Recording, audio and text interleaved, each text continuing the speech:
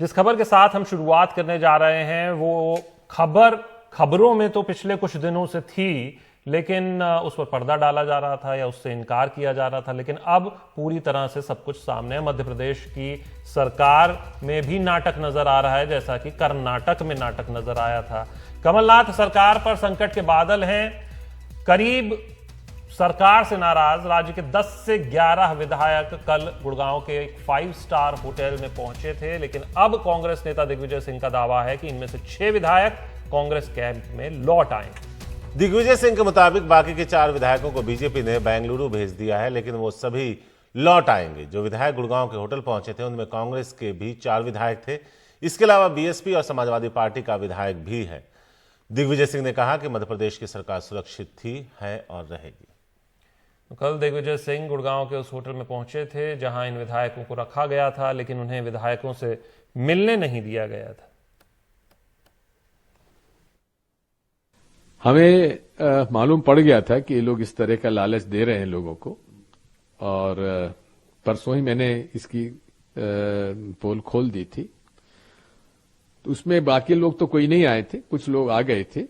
इनके प्रलोभन में इनको दुनिया भर के वादे किए गए। तो जब हमें मालूम पड़ा तो जीतू पटवारी और जयवर्धन तो वहां चले गए थे आईटीसी ग्रैंड मनेसर में।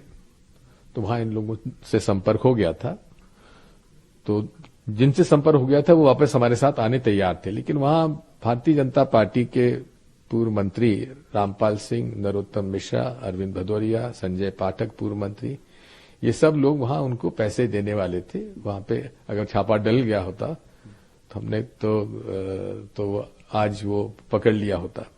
वैसे अंदाजा था करीब 10-11 विधायक थे, लेकिन 4 रह गए उनके पास, वो भी आ जाएंगे हमारे पास। और अनुराग द्वारी हैं जिन्होंने इस खबर को ब्रेक किया था। अनुराग, अगर देखें तो बड़ी ईमानदारी से सब कुछ हो रहा है। 107 हैं, 8 और चाहिए क्योंकि 228 है, तो 8 के पे ही निशाना है। तो क्या यह निशाना सही लगा है, या फिर जो दिग्विजय सिंह कह रहे हैं उसमें उन्हें कामयाबी मिलेगी कि सुरक्षित ही है और रहेगी? क्योंकि जब भी ऐसा संकट आता है तो ये टैगलाइन तो यही होता है। देखिए शारिक, सबसे बड़ी बात यह है कि जो भी होना है वो तो विधानसभा के फ्लोर पर ही होना है। और अभी चूंकि जो एक तरह का बहुमत परीक्षण है उसको मान लें, जो राज्यसभा की 3 सीटें रिक्त हो रही है मध्य प्रदेश से, तो जो मौजूदा सदस्य संख्या उसके आधार पर जो कांग्रेस है उसके खाते में 2 सीटें जा सकती हैं और 1 सीट बीजेपी को मिलेगी। तो क्रॉस वोटिंग होती है नहीं होती है ये तो विधानसभा के फ्लोर पर कुछ दिनों में पता लग जाएगा। जहां तक दिग्विजय सिंह की बात है, लगातार सरकार कह रही है कि उसके विधायकों को प्रलोभन देने की कोशिश की जा रही है, लेकिन अब पूरी रात का घटनाक्रम समझिए। ये बात दिन में ही आ गई थी कि रामबाई जो बहुजन समाज पार्टी की निलंबित चल रही विधायक हैं, उनको चार्टर्ड प्लेन से लेकर पूर्व गृह मंत्री भूपेंद्र सिंह दिल्ली गए हैं। इसके एक दिन पहले दिग्विजय सिंह का बयान दिल्ली में आया था कि उनके विधायकों को 25 से 30 करोड़ रुपए प्रलोभन देने की कोशिश की जा रही है। वैसे मैं आपको बता दूं कि 2019 में दिग्विजय सिंह ने कहा था कि विधायकों को तोड़ने के लिए 100 करोड़ रुपए का प्रलोभन दिया जा रहा है या देने की कोशिश की जा रही है। तो साल भर में 75 करोड़ रुपए, थोड़ा रेट कम हो गया था। खैर, इसके अलावा कल रात का जब घटनाक्रम हुआ 7 बजे एकाएक पूर्व मुख्यमंत्री जो शिवराज सिंह चौहान हैं, वो इंडिगो की फ्लाइट से दिल्ली पहुंचते हैं और उसी फ्लाइट में ही जयवर्धन सिंह और जीतू पटवारी भी मौजूद थे। मेरी रात में 9 बजे के आसपास जब जीतू पटवारी से बात हुई थी, उन्होंने कहा था चिंता की कोई बात नहीं है, हम तो बीजेपी के विधायकों को भी अपने पाले में ले आएंगे। और यहाँ ये वाली बात भी गौर करने लायक है कि कल बीजेपी की बैठक हुई थी और उसमें उनके 2 विधायक जो लगातार सरकार से बगावती तेवर दिखाते रहे हैं, एक मैहर से नारायण त्रिपाठी जिन्होंने सीए के मुद्दे पर सरकार का विरोध किया है, और दूसरे शरद कोल जिन्होंने परसों ही उनका एक वीडियो वायरल हुआ है जिसमें वो कमलनाथ सरकार की तारीफ करते दिख रहे हैं और अपने नेताओं को एक खास जाति को प्रश्रय देने का आरोप लगा रहे हैं। तो ये 2 विधायक बुलाने के बावजूद बीजेपी की बैठक में नहीं पहुंचे हैं। जहां तक कांग्रेस के विधायकों की बात है, कुछ विधायक उनसे बहुत पहले से नाराज चल रहे हैं, जैसे इंदल सिंह कंसाना हो या फिर बिसाहू लाल साहू हो, ये सारे पूर्व मंत्री थे। केपी सिंह कक्काजू हो, ये 6 दफे के विधायक हैं, पूर्व मंत्री भी रह चुके हैं, इनको मंत्री नहीं बनाया गया था। और साथ ही साथ कुछ लोगों को जो निगम मंडल में उपाध्यक्ष या दर्जा प्राप्त मंत्री की बात होती है वो भी नहीं बनाए गए हैं।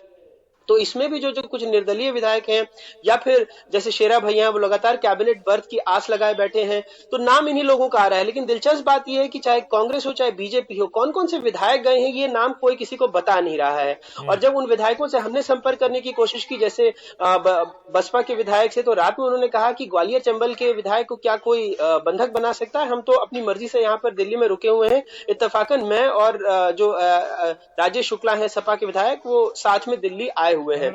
रामबाई ने कहा था कि उनकी बेटी से मिलने वो गई हुई हैं और रात में वो जी। अनुराग, एक बस छोटा सा सवाल आपसे और छोटा संक्षेप में ही जवाब भी आपसे चाहूंगा कि ये नंबर्स गेम, जैसा कि आपने कहा कि वो तो फ्लोर पर ही पता लगेगा, लेकिन अभी जो आपके सूत्र हैं, जितनी ये जानकारी आपके पास है, क्योंकि आपने बताया कि एक जानकारी ये भी है कि उन्हें बेंगलुरु ले जाया गया है, तो वो नंबर कितना है? क्योंकि वही नंबर शायद डिफाइन करेगा अंत में कि आखिर अगर फ्लोर टेस्ट होता है तो किसकी सरकार रहेगी या बचेगी या बनेगी। देखिए, जैसा मैंने कहा कि जो नंबर्स हैं, अगर 4 या 8 विधायक चले भी जाते हैं तो कोई फर्क नहीं पड़ता है, क्योंकि उनको जो बहुमत है वो सदन में ही करना है, और अगर वो व्हिप का उल्लंघन करते हैं तो निष्कासित हो जाएंगे। तो उस स्थिति में भी फ्लोर ऑफ द हाउस में जो सदस्य संख्या होगी उसके आधार पर तय होगा। तो ऐसे में एक लंबी प्रक्रिया है, और चूंकि स्पीकर भी अभी कांग्रेस के ही हैं तो कहना मुश्किल है, लेकिन यहाँ जो खबरें आ रही हैं उसके मुताबिक जो खुद कांग्रेस के नेता बता रहे हैं कि 4 विधायक बेंगलुरु लेकर के गए हैं। अरविंद भदौरिया का नाम बता रहे हैं जो कि बीजेपी के विधायक है। शुक्रिया शुक्रिया अनुराग, विस्तार से बताने के लिए और समझाने के लिए कि क्या कुछ हो रहा है।